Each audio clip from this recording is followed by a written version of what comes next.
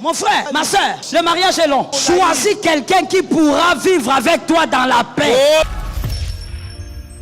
Une personne qui pourra t'aider à te réaliser. Ne va pas prendre un tueur de rêves. Ne va pas prendre un tueur de passion.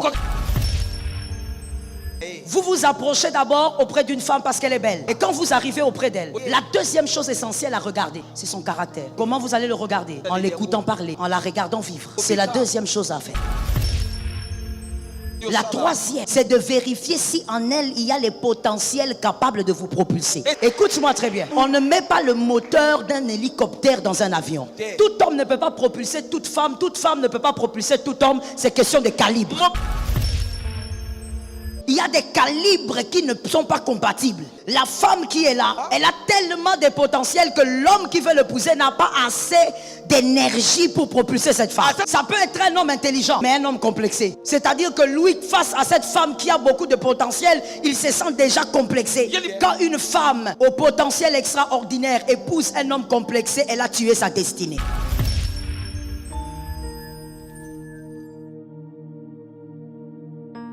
Lorsqu'on se marie, lorsqu'on veut se marier, on regarde à trois choses majeures que Dieu t'aide. Ma fille, viens.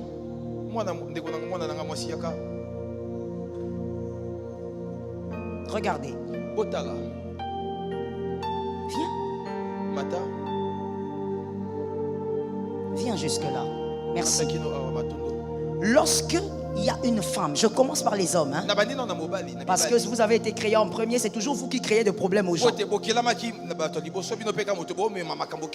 Lorsque vous êtes un homme, il y a une femme que vous voyez. Au fait, vous vous approchez pour proposer à cette femme quelque chose parce que Rachel vous a attiré. L'atout de Rachel, c'est quoi? C'est la beauté. Vous vous approchez d'abord auprès d'une femme parce qu'elle est belle. Et quand vous arrivez auprès d'elle, la deuxième chose essentielle à regarder, c'est son caractère. Comment vous allez le regarder? En l'écoutant parler, en la regardant vivre. C'est la deuxième chose à faire. La troisième, c'est de vérifier si en elle il y a les potentiels capables de vous propulser. Écoute-moi très bien. On ne met pas le moteur d'un hélicoptère dans un avion. Tout homme ne peut pas propulser toute femme ne peut pas propulser tout homme. C'est question de calibre. Il y a des calibres qui ne sont pas compatibles. La femme qui est là, elle a tellement de potentiel que l'homme qui veut l'épouser n'a pas assez d'énergie pour propulser cette femme.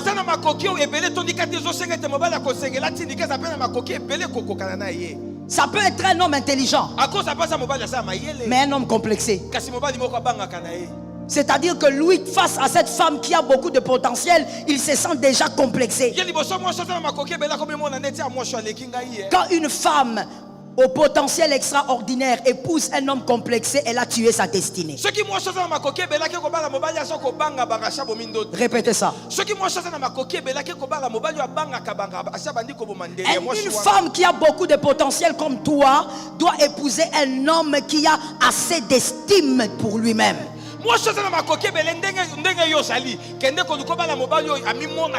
Même si tu montes en promotion, cet homme se sent chef. Même si tu montes en gloire, cet homme se sent chef. Même si tu montes en diplôme, l'homme se sent. C'est pas un homme là qui est complexé comme ça là. Façon. Quand il arrive tout près, je veux d'ailleurs dire quelque chose qui va peut-être choquer. C'est pas grave. On est habitué avec ça. Il y a des hommes qui disent attention avec la femme qui a un doctorat. Elle est médecin. Les hommes qui disent ça, ce sont les petits hommes. Aux petits esprits, aux petites pensées. Un homme au grand esprit, même si tu as 40 diplômes, lui il est ton chef et tout va bien. Il ne te gère pas dans les complexes. Qu'est-ce que tu penses? Qu'est-ce que tu penses? Vous savez, quand vous entendez un homme marié répéter à sa femme, qu'est-ce que tu penses? Complexé depuis. Répétez ça. Voilà pourquoi je disais, c'est question de compatibilité aussi. Lorsque vous approchez cette femme, est-ce qu'elle a les capacités aussi de vous propulser? Une femme peut être belle, éloquente, même intelligente, mais sans avoir assez d'énergie pour propulser un homme. Vous devez vérifier, vous épousez qui, my God? C'est pour toute la vie. Si vous aurez 60 ans de mariage, c'est pour toute la vie. Si tu épouses Rachel, tu t'approches, que tu constates qu'elle est belle, mais en elle, il n'y a pas les capacités pour te propulser. Restez amis. Ça tombe sur toi, ma fille. Restez amis. Moi, je n'ai jamais compris un phénomène. Pourquoi les hommes pensent, surtout les hommes, que si vous entendez bien avec une fille, si vous causez bien avec une fille, c'est qu'elle doit être votre femme. Non. On peut bien causer avec une fille, aimer même sa compagnie. Elle est une personne qui te fait du bien, mais elle n'est pas ta femme. Parce que être femme de quelqu'un, ça dépend de beaucoup de choses. Comment comprendre que Mobutu avait une femme? Oh God. Comment comprendre que Hitler avait une copine? Ça donne la chair de poule. Mais elle n'avait pas la chair de poule. Elle était bien.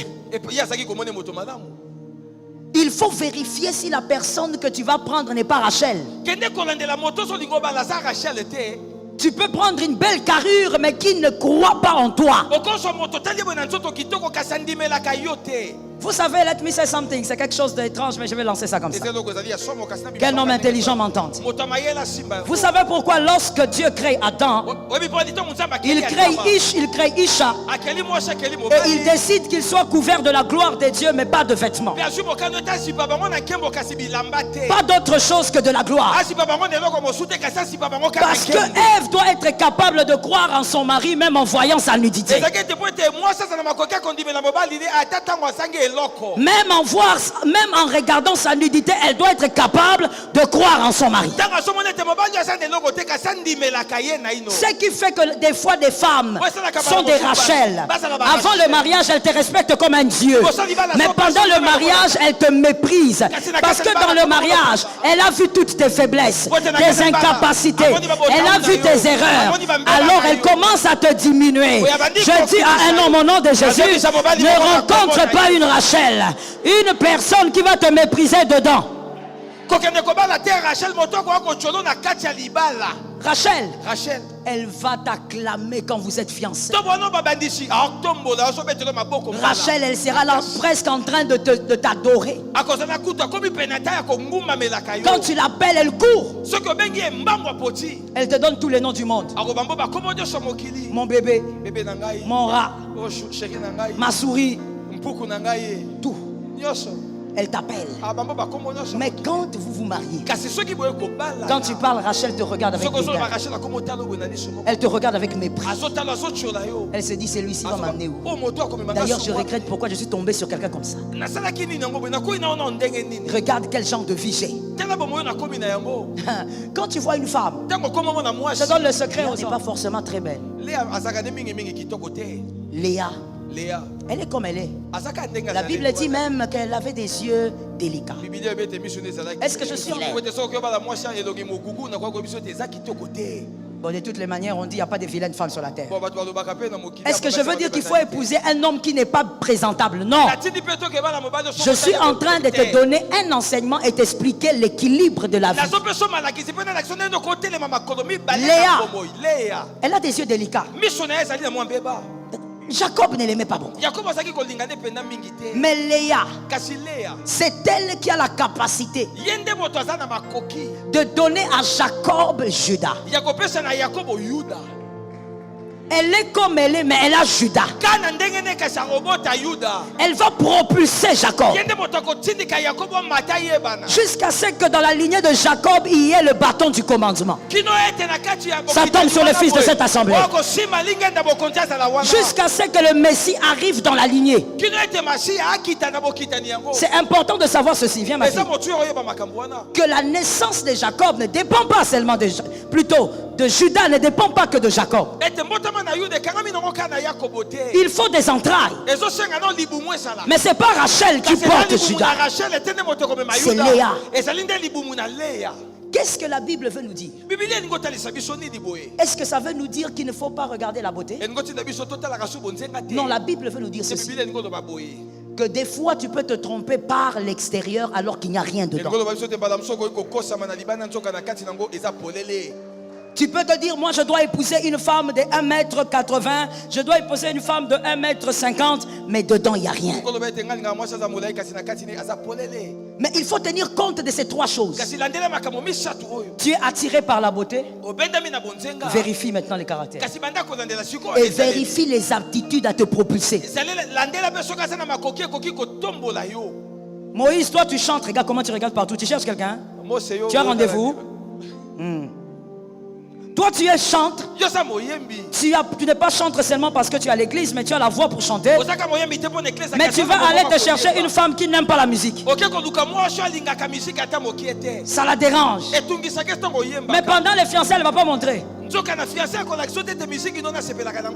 Elle sera toujours là, oui. J'aime. Quand elle aura l'alliance. Est-ce que tu ne penses pas qu'il faut d'abord laisser la musique là? Il faut aller chercher du travail. Tu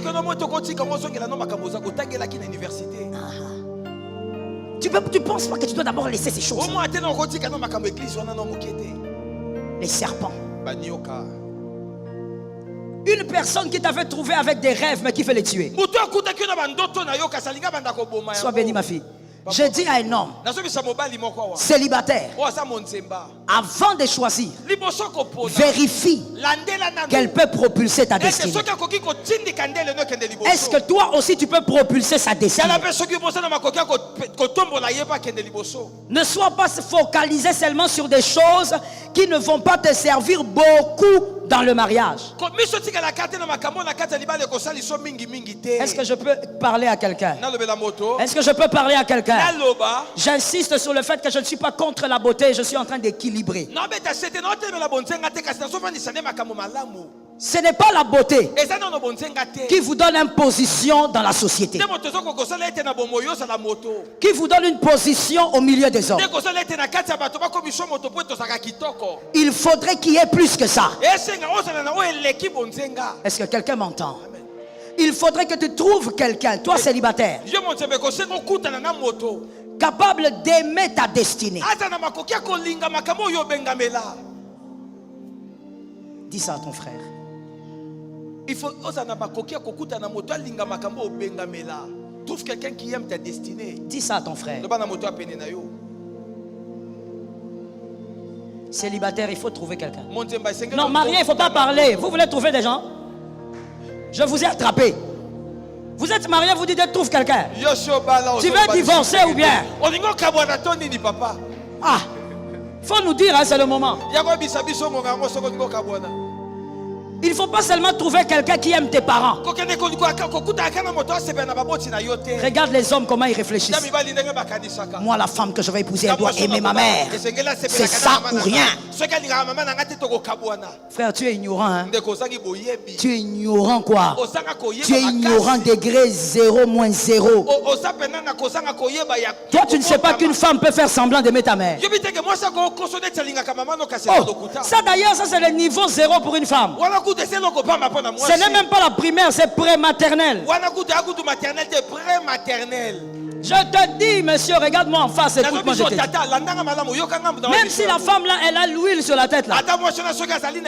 Ça, c'est le niveau pré-maternel. Elle va venir là. Même quand toi tu as oublié.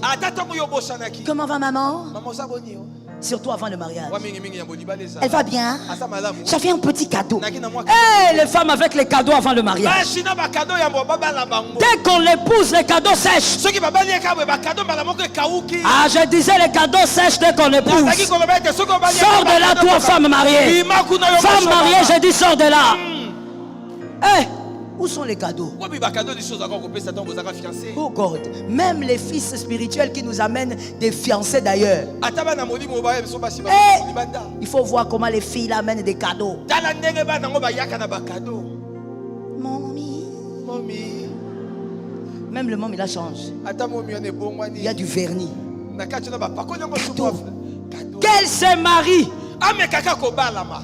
Elle a déjà eu son gibier. Il n'y a plus de cadeaux. Aimer ta famille, c'est bien. Mais il faut quelqu'un qui aime ta destinée. Écoute, maintenant, je vais te dire une chose. Ta destinée, la femme ou l'homme qui aime ta destinée, toi, on peut te tromper. Mais voilà le secret. Quand tu es célibataire, parce que toi on peut te mentir.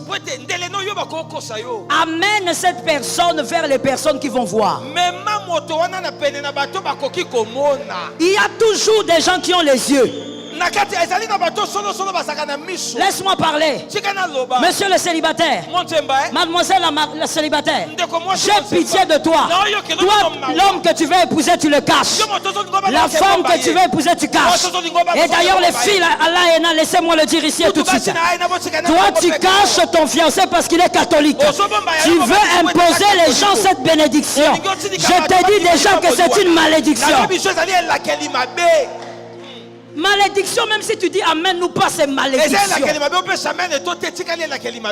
Tu caches ton fiancé. Tu dis non, si je l'amène là-bas, il est catholique, on va discuter. Alors je garde. Je vais l'amener seulement au jour J.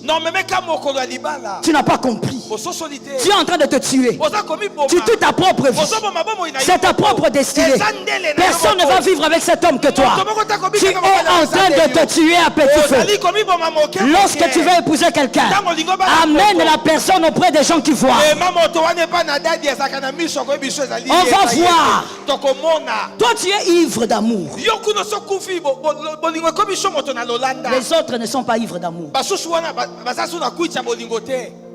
Répétez quiti là. Attends. Quiti c'est pas pour l'alcool. Mais pourquoi tu dis ça? Ah, il faut dire alors. Moi je ne comprends pas très bien cette langue là. Allez-y, dites.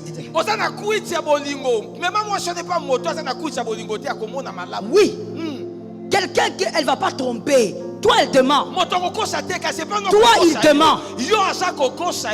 Mais quand il va venir, on va lancer les radars. On va poser 2-3 questions. Tortue. Attention avec les femmes tortues. Les hommes tortues. Il sort la tête, mais il se cache très bien. Je refuse au nom de Jésus que les fils de cette maison épousent des femmes tortues, épousent des hommes tortues. Sois délivré au nom de Jésus.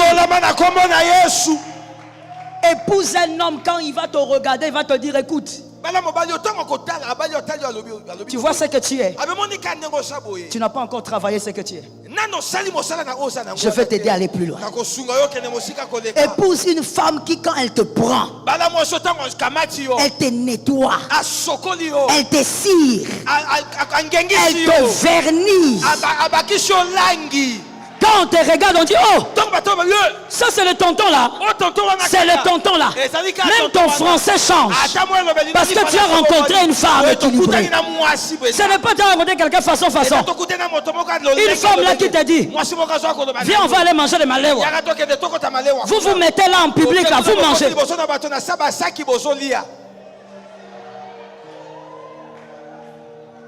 Que quelqu'un lève la main, doit te dire Seigneur, délivre-moi. Je ne vous ai pas entendu, vous voulez vivre cette vie. Je dis Seigneur, délivre-moi. Tu vas épouser une femme qui, même quand tu portes une chemise froissée, elle ne voit pas. Elle ne voit rien. Quand tu lui dis, mes chéris, c'est froissé, alors ça fait quoi? Tu vas épouser une femme. Lorsque vous mangez, même quand tu manges en désordre, ce n'est pas un problème. Mangeons seulement. Tu épouses une femme. Toi, tu as grandi chez vous. Je suis d'abord avec les hommes. Tu as grandi chez vous. Votre mère était disciplinée. Malgré que vous étiez nombreux, mais votre maman était extraordinaire. Elle a veillé sur la propreté. Il n'y avait pas de pipi dans la maison. Mais tu épouses une femme. Vous faites des enfants. Quand on entre au salon, l'odeur du pipi. Et puis on dit quoi? Ce sont les bébés. Donc elle ne sait même pas que dans la maison, dans toutes les maisons, il y a des bébés, il n'y a pas l'odeur là. Sors de là au nom de Jésus. Tu es marié, sois délivré au nom de Jésus. Tu vas épouser une femme. Elle met les tissages sur la tête. Elle met les tissages. Pour elle, quand on met les tissages, c'est-à-dire interdiction formelle à l'eau de passer par ici. C'est l'instruction qu'elle a eue depuis qu'elle est enfant. Quand elle se lave, elle met une barrière. Un mois. Vous dormez. Tu as l'impression qu'il y a des rats morts quelque part. Tu commences à chercher. Tu la réveilles. Chérie, il y a les rats morts ici. Cherchons un peu les rats. Vous soulevez les lits. Vous cherchez partout. Les rats sont sur la tête de la femme. Les mauvaises odeurs. Oh my God. Une tête bizarre. Oh non, moi on m'a dit que quand on met les tissages, on ne lave pas. C'est qui t'avait dit ça? Il faut sortir ma fille au nom de Jésus. C'est le but de l'église locale. Tu épouses une fille là qui t'abrutit. Même dans votre maison, chez vos parents, tu ne vivais pas comme ça. Ta mère vous servait, elle met les assiettes. Elle met les couverts. La femme que toi tu épouses, elle dit ça sont des pertes de temps. Il n'y a pas d'eau. On va laver les assiettes. Elle prend les casseroles. Elle dépose. Chérie, il faut venir. Hein? C'est quoi? Tu veux me montrer ce que tu as préparé? Non, viens, on va manger. Et tu es là, tu laves les mains. Frère, je te demande, tu laves les mains. J'ai envie de descendre là-bas. Frère, tu laves les mains. Tu n'es pas mon fils. Si tu es mon fils, tu ne vas pas laver les mains. Tu vas refuser de lever les mains. On ne peut pas t'humilier comme ça. On ne joue pas avec le chef dans la maison. Hey. Tu es mon fils vraiment. On t'humilie comme ça. On te fait manger dans les marmites. Et on te dit il n'y a pas d'eau pour laver les assiettes. Une femme qui te descend. Nous-mêmes, même le Congo, nous cherchons à ce que nous puissions décoller. Toi, ta femme te descend. Elle te descend. Tu veux monter sur le lit, tu regardes le lit. Comme si c'était un lit qui venait de Kosovo. Ou de l'Irak. Tu regardes les lits. Tu regardes, tu dis bon, où est les draps? Où est les matelas? Il n'y a pas de draps. Et puis tu lui poses la question. Chérie, où est le drap? Oh, mais j'ai enlevé pour qu'on ne salisse pas. Donc elle te fait vivre dans une vie dont non seulement tu ne rêvais pas, mais qui te regresse. Tu prends un mari. Oh Jesus, have mercy. Yes. Tu prends un mari qui te diminue, qui te ramène vers le bas. Toi, tu veux monter, tu veux aller haut avec tout ce que Dieu t'a mis en toi. Lui, il te ramène vers le bas. Tu amènes ton mari, tu dis viens, on va aller manger en famille. Oh Seigneur, c'est là qu'il y a le problème. On sert l'entrée, il mange, et puis il dit je vous raconte une histoire vraie. Cette partie-là maintenant, c'est pas la blague, c'est l'histoire vraie. Vrai. Devant la belle famille, les gens ont fait semblant.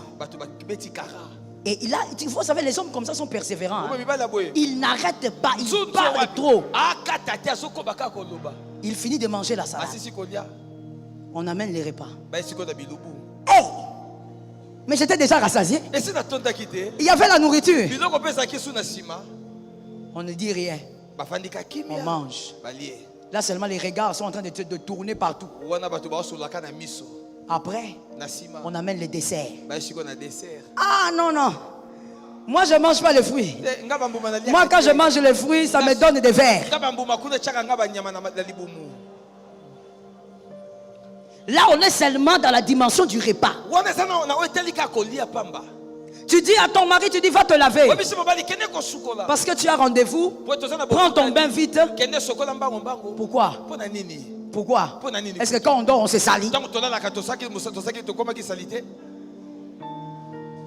Donc lui, il préfère aller s'habiller comme ça partir. Donc quand toi-même tu regardes, tu dis Seigneur, c'est pas les gens de filles que je voulais. C'est quoi ça? Quelqu'un qui s'amène, il t'amène des amis à la maison. Ils envahissent la maison. Et puis ils sont un langage non pudique. Tous les enfants écoutent tous les gros mots qu'ils lancent dans la maison. Et tes enfants sont en train d'écouter. Et il est en train de rire. Les rires comme de Goliath. Donc toi-même tu te poses la question, qui va me délivrer? Mon frère, ma soeur, le mariage est long. Choisis quelqu'un qui pourra vivre avec toi dans la paix. Une personne qui pourra t'aider à te réaliser. Ne va pas prendre un tueur.